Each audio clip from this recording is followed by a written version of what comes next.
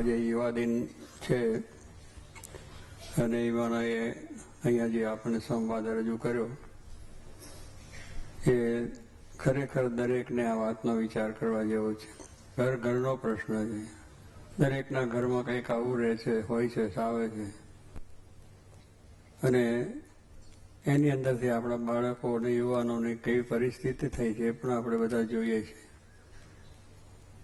એટલે આજે વિજ્ઞાન જે વધ્યું છે એને આપણે વધાવીએ છીએ કે સારું છે, એમાં ખોટું નથી, પણ એ વિજ્ઞાને જેટલી સગવડો સુવિધાઓ આપણને આપી છે એથી આપણે સુખી થવા પ્રયત્ન પણ કરીએ છીએ, પણ એની સાથે સાથે વિજ્ઞાનથી આજે એટલું બધું ખરાબ પણ આપણને મળે છે. અશ્લીલ ચિત્રો, અશ્લીલ કેસેટો, અશ્લીલ ટીવી, બીજું ત્રીજું બધું જુઓ તો એની અંદર એ છે. એટલે એને રોકી શકાય એવું નથી.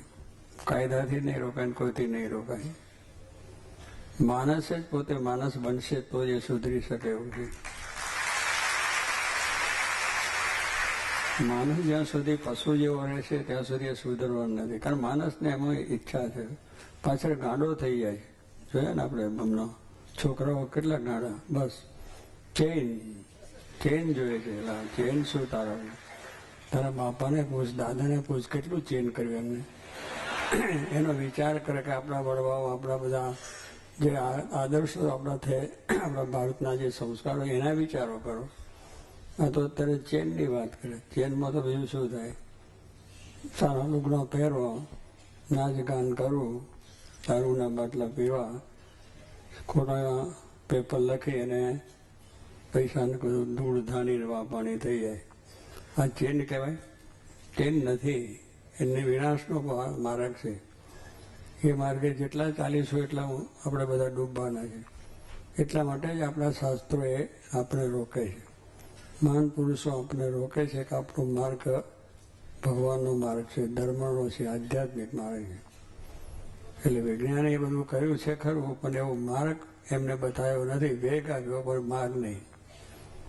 આપણા શાસ્ત્રોએ, આપણા મનુષ્યોએ આપણને માર્ગ આપ્યો છે, દિશા બતાવી દીધી છે કે આ દિશા આપણે માટે સાચી છે. જેમ પ્લેનવાળો ઉડે છે તો પ્લેનને પહેલેથી દિશા આપવામાં આવે છે એક પાયલોટને, તો એ દિશા ઉપર એ જાય, કાંટો મૂકી દીધો.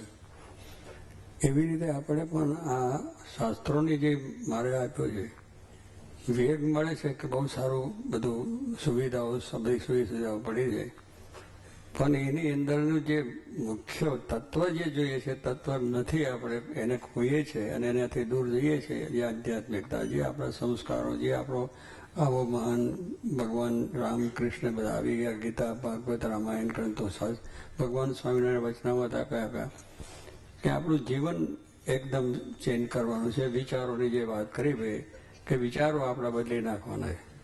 ચેન્જ મોટા મોટો એ જ કરવાનો છે. અત્યારના જમાનાની અંદર બધું સારું લાગશે પણ ઝેર.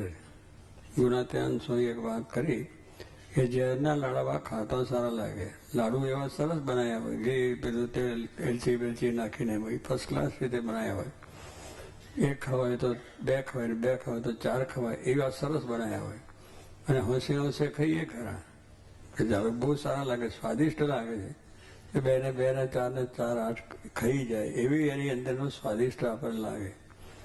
પણ પછી જેમ અંદર ગયા અને જ્યારે એ બધી ક્રિયાઓ અંદર થવા માંડી પછી શું એમાં ઝેર જે નાખ્યું છે, ઝેરનું આખા શરીરમાં પ્રસારણ થાય. અને પ્રસારણ થાય એટલે પછી શું થાય? ખલાસ. આપણું જીવન જ ખલાસ થયું. દેહ પછી પડે જ. ઝેરથી માણસ મરવાનો છે. એમ અત્યારે આ બધું આપણને લાગે છે સારું, પણ જો ઊંડો વિચાર કરીએ તો એ આપણે વ્યવહાર કરવો છે, સંસાર કરવો છે, નોકરી, ધંધો, વ્યવસાય જે છે, રાજકીય સામાજિક કાર્યો છે, ધાર્મિક કાર્યો બધા કરવાની વાત છે.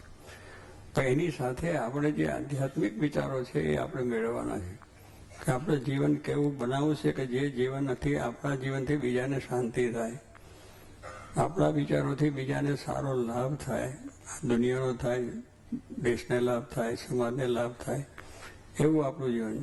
જે આપણે મહાન પુરુષો, આચાર્યો જીવન જીવ્યા છે એ કેવી રીતનું કે લોકોને શાંતિ મળે, લોકોને સારી રીતે પોતાના સંસાર વ્યવહારના કાર્ય કરી શકે એવી રીતનો એમના જીવનમાંથી પ્રેરણા મળે. અને એ જીવન સાચું છે. આજનું જીવન છે એ નકલી છે, એમાં કોઈ લાભ થતો નથી, પણ આનંદ એક જાતનો, મસ્તી, બસ દારૂ પીધો એટલે ગલપાન.